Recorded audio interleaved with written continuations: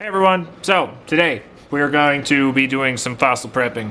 3 to be specific. I have 3 extremely nice specimens that I've been sitting on. Not literally, but I think the time has come that we prep these. So, let me show you. The first one is this awesome specimen we found in Florida.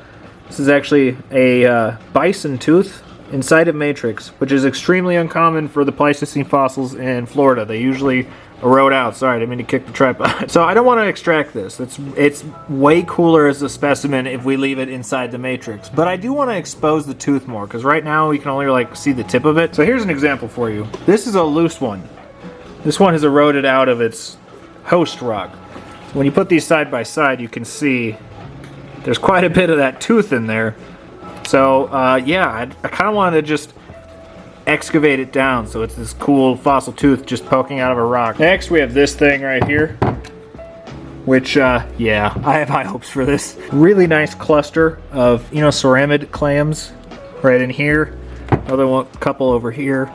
We have a really nice scaphites. I see some good color in there, and it is complete. Usually when you find them, they look more like this because the lip comes out quite a bit farther and is very fragile, but when they're complete, they look like this. See how much farther that bell, the aperture, sorry, that's the word I'm looking for, comes out and constricts over. It's a really bizarre shape for ammonites. And as you can see, it looks like this one has its full extension, so I'm excited about that. On top of that, it's just a really big rock. There's a bunch of fossil material all the way around this. So I'd be shocked if there isn't more ammonites deep in there.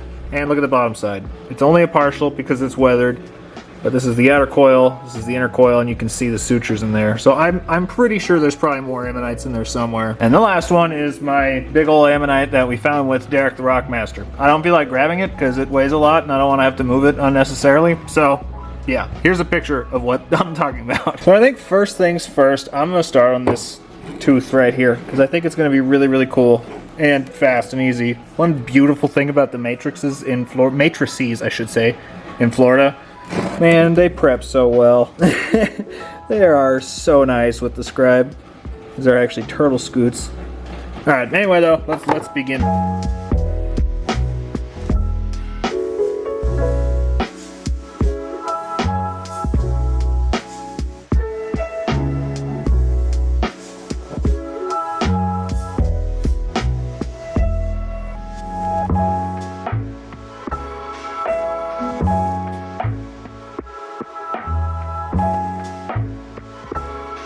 Alright, well, there it is. Like I said, I freaking love matrices from Florida. They're so soft but brittle. Oh my gosh, they go so quick on the scribe. Alright, so I'm confused. When I saw it, I thought it was a bison tooth, like this. When you look at it this way, it looks like a bison tooth. But here's the thing, the bison teeth don't have the flat ridges, which this, oh gosh, can I get it in there? Yeah, there you go. Does have. This is actually the tip of the tooth, which looks far more like a horse tooth. So I'm wondering if that's just a broken horse tooth that's kind of like this, because usually the bison teeth don't have that flat ridge, stuff going on the tip. That's really cool though. And the fact that it just kind of pokes up like that, I love that. That is such a unique specimen. Do not see that very often with Florida fossils. Well, Florida Pleistocene fossils, I should say. Well, that went about as fast as I expected. So, let's start on this one, which will probably not go fast at all.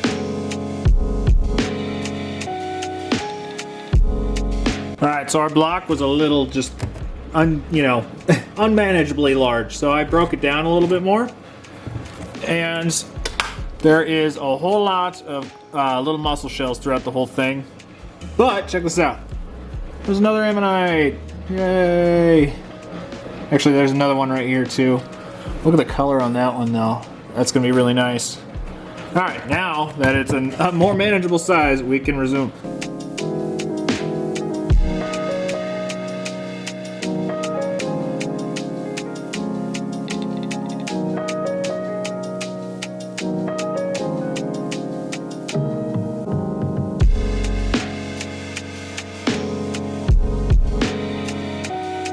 Alright, now that I'm further into it, I see some troubling things with this that makes me not want to go too much further. I'll do that on my own time.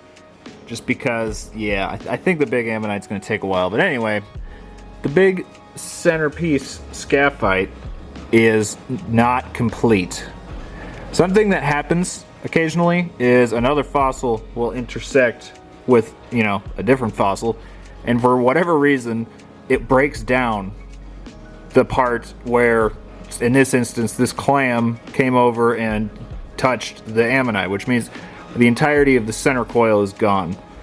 So this is actually all that's there. So I don't really want to go too much farther with that.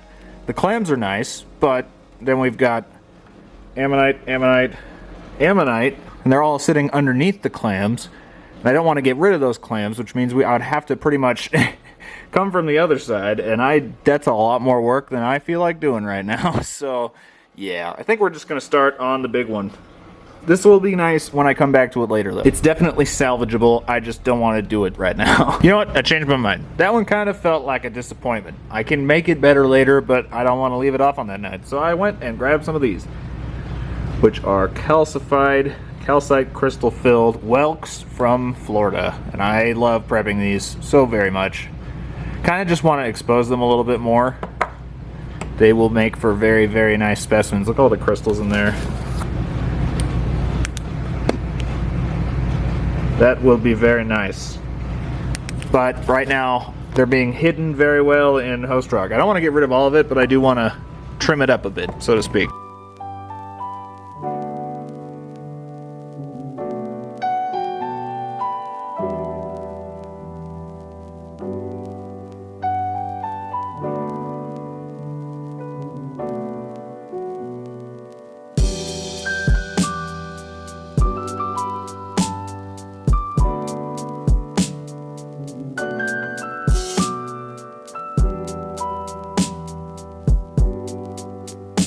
Alright, here they are. I decided to only do two.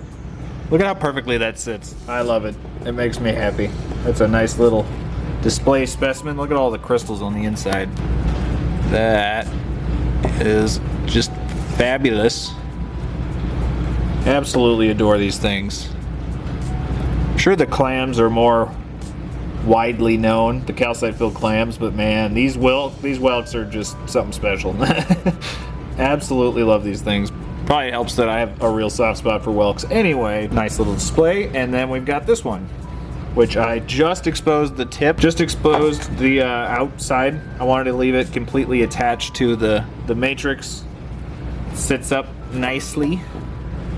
Again, nice little display. And then look at all the crystals on the inside of there. That is really nice. And then there's more in there. That is so cool. Really never gets old. The time has come to prep this big old ammonite, and I am nervous because I don't want to mess it up. It's really, really nice. So I guess let's just start doing it. Nothing to it, let them do it.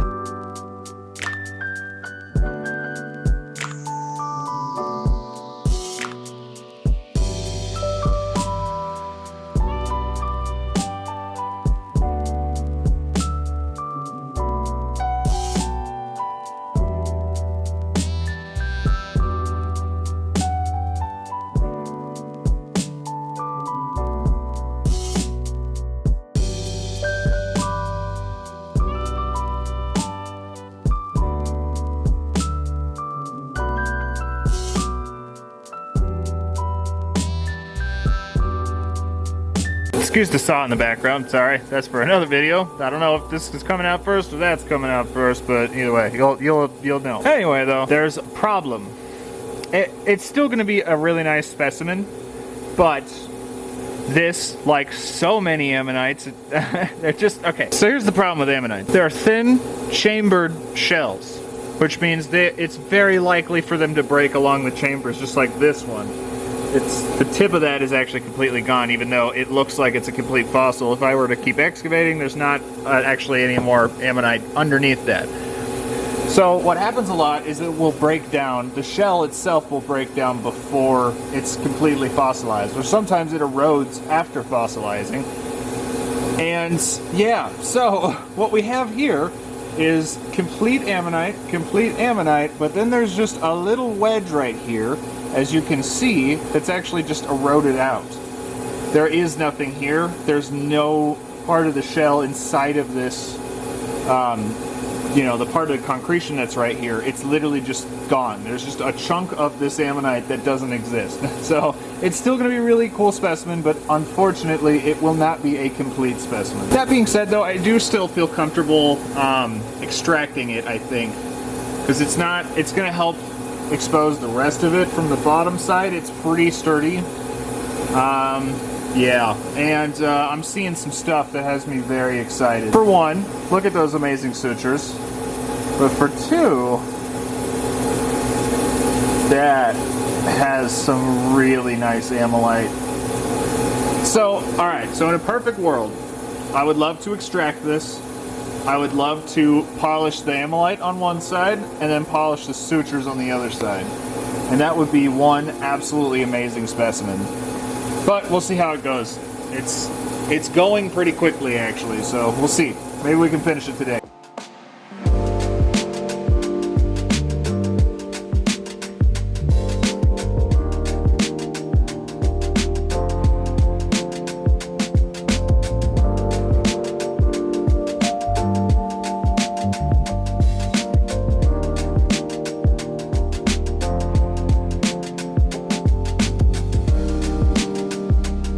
Well, that took quite a bit of time, but it's free. It's finally free.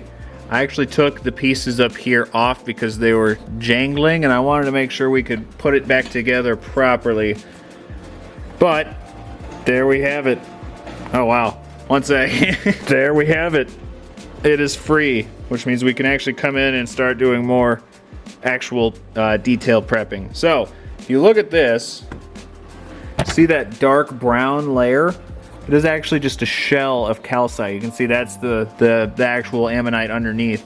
So we need to come back in and get rid of this layer because that's going to expose the actual ammonite underneath. Then I've got to flip it over, get rid of all of the leftover matrix on top, and we can polish.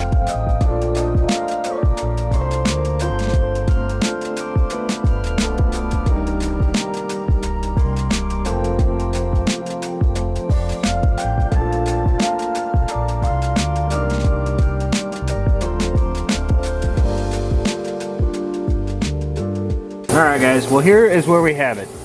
I am realizing something, and that something is, this is not going to be, how do I describe this? Because the shell has shifted so much. It is not like, oh, where's a good example? There we go. It is not a uniform specimen like this. It is just not, and that's fine. It's perfectly fine. That happens a lot with really big ammonites. The ones that are perfectly intact like this are yeah, it's just less common with a shell that big. But that being said, see, I'll show you in a few spots. You can see how much the shell shifts around. Like this right here and this right here are actually the same plane of the shell. It's just been crushed when it was either before it fossilized or after something shifted to make it all over the place. So if you look, this is lower than this, but this is actually the same layer. Just like this right here is the same layer as this, even though it's way shorter. So, we flip it over, you can see that's all the calcite layer that I've removed. This is all shell, this is all shell. Look at how much that shifts down right there. If I were to get rid of all the calcite right there, there would be a huge indent, which would make it less pretty to look at, but also way harder to work on the rest of the way. So, I am making the executive decision to just leave it how it is currently. Unfortunately, it means I'm not going to be able to get a full polish on the whole thing, but I think it looks like better when it's somewhat more uniform, in my opinion, than if I were to go down and catch up to all the layers. This side especially looks really good. And I'm seeing something. Let me see if I can get the camera to cooperate. There's ammolite in there. See that green and red? There's also ammolite in here. And I couldn't help myself. I polished the little section on the other side. There is for sure some ammolite in certain spots. So I kind of want to just polish the spots that have ammolite and leave the rest raw. I was gonna polish down to sutures, but I'm afraid that they don't continue all the way around. When I see it that disjointed, it means that it's very likely that certain chambers probably filled and are just like casts now. Like if I polished it down through the shell down here, I doubt there would be sutures down there anymore. So that being said, we need to stabilize the shell, and then we can take it over and sand it to get the ammolite level, and then polish it.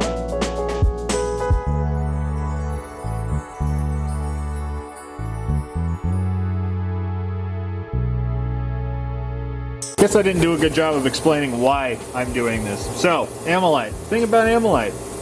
It wants to explode and fall apart and flake and misbehave. If you look at ammolite wrong, it will fall apart. So the point of gluing it with specifically thin cyanoacrylate, oh, I'm above my camera, sorry, is it's as thin as water. And when we flood it over the top like that, it's actually soaking in and making sure that the ammolite layer is glued down to the actual fossil. Because if you try to come in with anything that has any remote amount of vibration and work on this stuff normally, it will just start flaking up and flying off everywhere.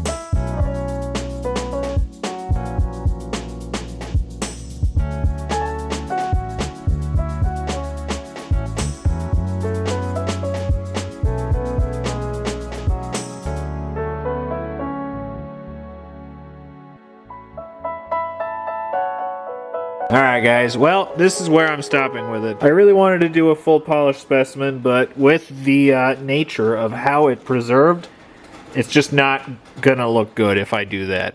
I think this is fine just leaving it as a raw specimen, because it is still amazing. I mean, that is still an absolute monster of an ammonite. And I went ahead and polished certain spots so that we can see that beautiful ammolite, shut up phone, in a few sections. Which I'm fine with it not. I would have loved to have this thing coated like that, but honestly, it's fine just having some splashes of color in there, here and there. It's amazing. For what it is, yeah, it's wonderful. I am certainly pleased with it. So I guess next I'm going to have to make a stand for it. Probably not today, but yeah, in the future, I think this thing needs a stand, don't you?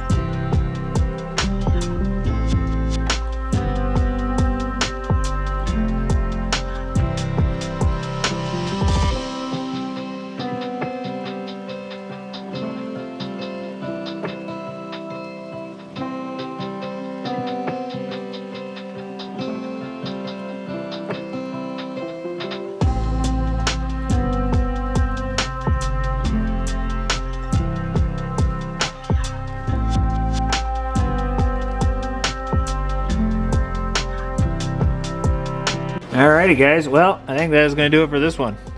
We got our big ammonite prep, some Whelks prep, this cool tooth I've been wanting to get to for a while. I'd say it was a good day. We're going to do our outro in a different spot than normal because I need my tripod right here. Let me know which one was your favorite down in the comments. I mean, the Whelks are amazing and the tooth is cool, but I mean, come on. Like, look at the size of this ammonite. Is there really room for another favorite when you've got this thing right here? It's huge. I'll have links to various stuff up in the description, including my shop, which is open again. Let me know if you guys would be interested in more fossil prepping videos. I certainly have no shortage of fossils to work on, and I love doing it. So it's a win-win for me if you guys like to watch it as well, because yeah, it's not a hardship to do this. But yeah, guys, I think that's going to do it for this one. I hope you all enjoyed, and I will see you next time. Phone? Every time.